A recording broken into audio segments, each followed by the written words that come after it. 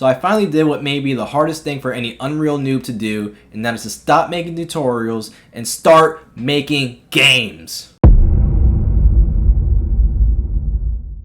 So a month has finally passed, and while I feel like I've learned so much, I feel like I've learned nothing. I mean, really though, after everything I've learned, I still go into Unreal and just stare into the void of nothingness while my mind goes. I spent a lot of time listening to podcasts or videos of game developers just talking, and the one thing that stood out to me the most was the idea of just getting started. Now sure, I can try to follow a video on how to create an RPG or first-person shooter or try to learn everything that I want my dream game to have, but I think it would be wise if I just took their advice and just started trying to make games. So that's what I'm gonna do. So I had no idea what to do. Like, honestly. I had no idea what to do. But what I've learned over the podcast is that a lot of people, when they make a game, they make a GDD. What's a GDD, you ask? I'm glad you asked. It's a game design document. Now, I never really made a game design document before, but I had to start somewhere. So I just looked online, found some templates, and I just tried to make my own version of it in the most simplest way I possibly could. When I had the outline figured out, I then had a grasp on how to start thinking about what I wanted to do. So I was thinking, let's do a game where the goal is to go from point A to point B and you make it to the next level. Kind of like a race. I felt confident that this was going to be a doable project. It probably won't look amazing, but I'm sure it's going to look okay. My goal is to not take longer than a month to make this game. It might actually be faster. I'm not really sure.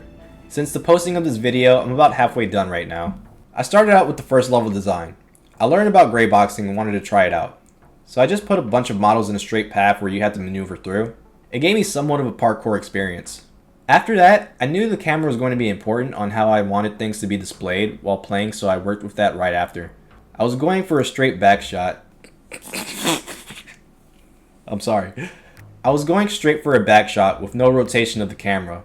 I wanted something like Crash Bandicoot, so I took a camera actor and a spline and ran it down the line. It's not exactly what I wanted, but it still works. Once I got the basics down, I went deeper into the gameplay.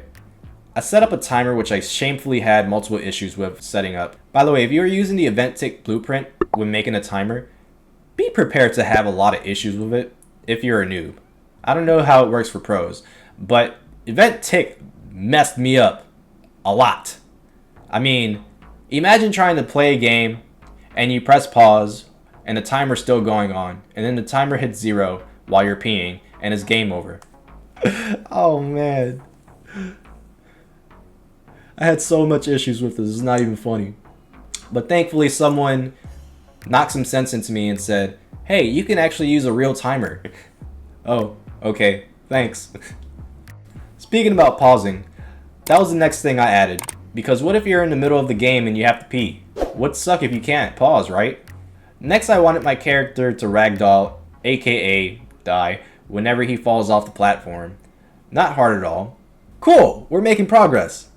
After the ragdoll effect came into play, I made a game over screen with the option to try again or quit.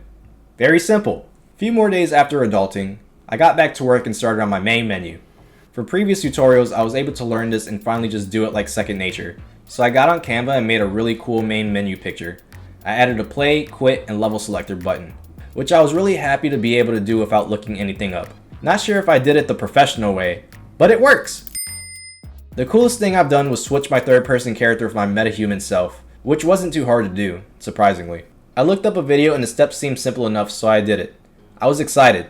Okay, so I know I don't really have long hair right now, but I used to have long hair, and my hair is getting pretty long.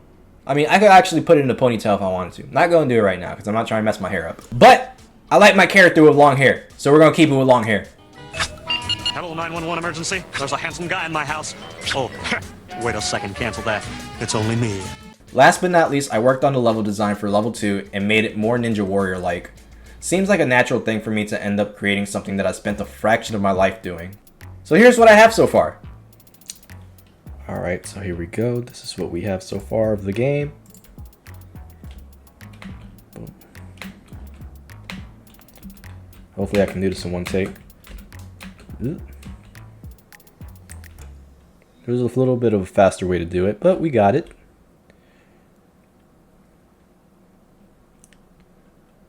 And then once we hit this door, it's gonna bring us to level 2. And this is usually a little, oh, there we go. That was the hard part. I was supposed to die right here, actually. So I gotta increase the fall damage. But that's pretty much it. So hopefully by the next video, I'll be done with the game. So be prepared for that video to be coming up, possibly in a couple of weeks. It's been a really fun and educating experience on creating my first game, and I'm really excited to see how this comes out. I mean, it actually feels like a complete game. I really can't wait to play it. The next goals of the videos is putting the sound design, working on level 3, and possibly trying to make the controller playable on the PlayStation controller. I'm really excited about that. I hope I can get it done. If I can't, then I'm gonna feel really bad and really sad. And please don't unsubscribe because I can't do that. Please, I'm just new. Please, please, please. And speaking about unsubscribing, if you are not subscribed, you should subscribe because I really need subscribers, and it takes like 1,000, and I need like 950 more to go. So please subscribe if you like the video, of course. For those of you who are new to game dev and are really scared to get started on making your first game, I got 3 words for you.